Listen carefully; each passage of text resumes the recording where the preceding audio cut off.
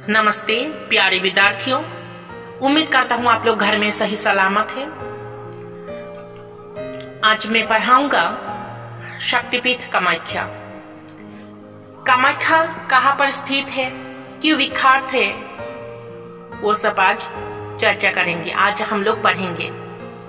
तो आप लोग देखिए, हमारे देश भारतवर्ष के उत्तर पूर्वी भाग में स्थित असम प्रांत के गुवाहाटी महानगर के पश्चिमी भाग में स्थित नीलाचल पहाड़ी पर हिंदू का पवित्र धाम कामाख्या मंदिर है। हमारे देश भारतवर्ष के उत्तर पूर्वी भाग में स्थित असम प्रांत के गुवाहाटी महानगर के पश्चिमी भाग में स्थित नीलाचल पहाड़ियों पर हिंदुओं का पवित्र धाम कामाख्या मंदिर है। ये भारतवर्ष के 51 शक्तिपीठों में सर्वोपरि है। ये मंदिर समुद्र पृष्ठ से 260 मीटर की ऊंचाई पर स्थित है।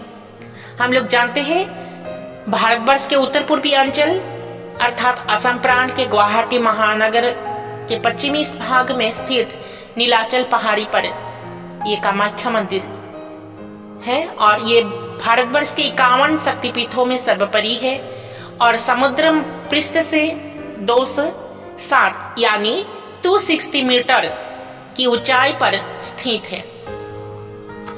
कामाख्या शब्द आस्त्रिक भाषा से आया है।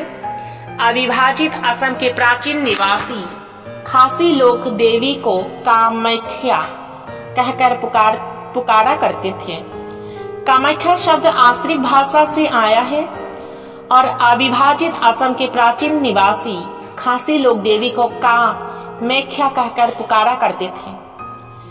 लोक विश्वास के अनुसार दक्ष यज्ञ में अपने पति की निंदा सुनकर सती ने यज्ञ की आग में अपनी आहुति दी थी। जब उनके शव को पति शिव ने अपने कंधे पर लाद कर विश्व का परिभ्रमण किया था, तब सती के शरीर का एक विशेष अंग यहाँ गिरा था। उसी स्थान पर कामाख्या मंदिर निर्मित हुआ। हिंदू लोग इस पवित्र स्थान पर प्रत्येक दिन देवी की पूजा अर्चना करते हैं। लोक प्रथा के अनुसार अर्थात लोक विश्वास के अनुसार दक्ष यज्ञ में अपने पति की निंदा सुनकर सती ने यज्ञ की आग में अपनी आहुति दी थी। जब उनके पति शिव ने सती के शव को अपने कंधे पर लाद कर विश्व का परिभ्रमण किया था, तब सती के शरीर का एक विशेष अंग अर्थात कामाख्या में योनि गिरा था। उसी स्थान पर कामाख्या मंदिर निर्मित हुआ। हिंदू लोग इस पवित्र स्थान पर प्रत्येक दिन देवी की पूजा अर्चना करते हैं। कहा जाता है कि दैत्यराज नरकासुर ने प्रथम बार के लिए इस मंदिर का निर्माण करवाया। पौराणिक आख्यान के अनुसार एक दिन राजा नरकासुर ने देवी कामाख्या को विवाह का प्रस्ताव दिया। पुराने रीति अनुसार अर्थात लोक विश्वास के अनुसार कहा जाता है कि दैत्यराज नरकासुर ने प्रथम बार के लिए इस मंदिर को निर्माण किया और पौराणिक आख्यान के अनुसार एक दिन राजा नरकासुर ने देवी कामाख्या को विवाह का प्रस्ताव दिया, लेकिन देवी ने कहा कि अगर राजा नरकासुर मंदिर तक जाने वाली सीढ़ियां, रास्ते और सरोवर एक ही रात के भीतर बना सके तो वो उसका विवाह प्रस्ताव स्वीकार करेगी। राजा नरकासुर एक रात के भीतर काम संपन्न करने वाले ही थे कि ऐसे में देवी ने बुद्धि लगाकर सुबह होने से पहले ही मुर्गे का बाग बुलवा दिया और सुबह होने का संकेत भी दिया। नरकासुर को बहुत गुस्सा आया और उसने मुर्गे को काट डाला। इस प्रकार नरकासुर को काम संपूर्ण न हो पाया। कामाख्या देवी के आशीर्वाद से वंचित रहकर राजा नरकासुर अत्याचारी बन गया। भगवान विष्णु उस समय कृष्ण के अवतार में द्वारका में राज करते थे। देवताओं के अनुरोध पर उन्होंने नरकासुर के साथ युद्ध किया और उसका वध कर दिया। इस प्रकार कामाख्या मंदिर के साथ नरकासुर नाम आज भी जुड़ा हुआ है। और आप लोग ये कहानी जानते हैं, ये पौराणिक आख्यान के अनुसार ये कहानी है और जनश्रुतियों के अनुसार ये कहानी बहुत ही पुराना है और ये कहानी सब कोई जानते हैं। कामाख्या मंदिर किस तरह मतलब स्थापित हुआ है, किस तरह बना हुआ है, किसके अनुसार आप लोग जानते हैं।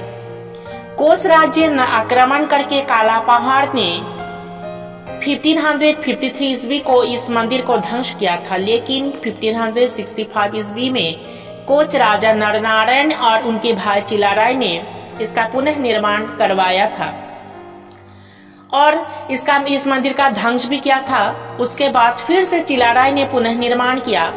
कोचराज के आग्रह पर इसकी दीवारों पर अनेक देव देवियों के अवतारी चित्र और भास्करी निर्मित हुए हैं। कोचराज के आग्रह पर इसकी दीवारों पर अनेक देव देवियों की अवतारी चित्र और भास्करी निर्मित हुए हैं। लोक विश्वास के अनुसार कामाख्या के दर्शन, स्पर्श तथा चरणामृत पान से मोक्ष की प्राप्ति होती है। लोक विश्वास है कि कामाख्या के दर्शन, कामाख्या मंदिर अगर कोई दर्शन करे, स्पर्श तथा चरणामृत पान से मोक्ष प्राप्त होती है, ये अर्थात मुक्ति पाती है आदमी। मूल कामाख्या मंदिर के अंदर किसी देवी की मूर्ति नहीं है। एक गुफा के भीतर अनवरत जल से धोत एक शिला पर देवी की पूजा होती है। मूल कामाख्या के मंदिर के अंदर किसी देवी की मूर्ति नहीं। एक गुफा के भीतर अनवरत जल से धोत एक शिला पर देवी की पूजा होती है। धर्मीय मनोकामना पूर्ण हेतु यहाँ भैंस, बकरी, कबूतर आदि की बलि देने की प्रथा है और धर्मीय मनोकामना पूर्ण हेतु यहाँ क्या करते हैं, भैंस, बकरी, कबूतर आदि बलि देते हैं। इस मंदिर के समक्ष एक सौभाग्य कुंड और कुछ ही दूरी पर भुवनेश्वरी मंदिर है। तंत्र विद्या के साधना केंद्र के रूप में भी कामाख्या प्रख्यात है। यहाँ अनेक उत्सव मनाए जाते हैं, लेकिन हर साल आषाढ़ महीने में अम्बुबाची मेला बड़ी धूमधाम से मनाया जाता है। इस मेले में भारत के अन्य प्रांतों के साथ विदेशों से भी अनेक साधु संत आते हैं और अपनी योग विद्या से लोगों का ध्यान आकर्षित करते हैं। और इसमें हर साल आषाढ़ महीने में क्या अम्बुबाची मेला क्या बड़ी धूमधाम से मनाया जाते हैं। और इस मेले में क्या भारत के अन्य प्रांतों से भी लोग यहाँ आते हैं।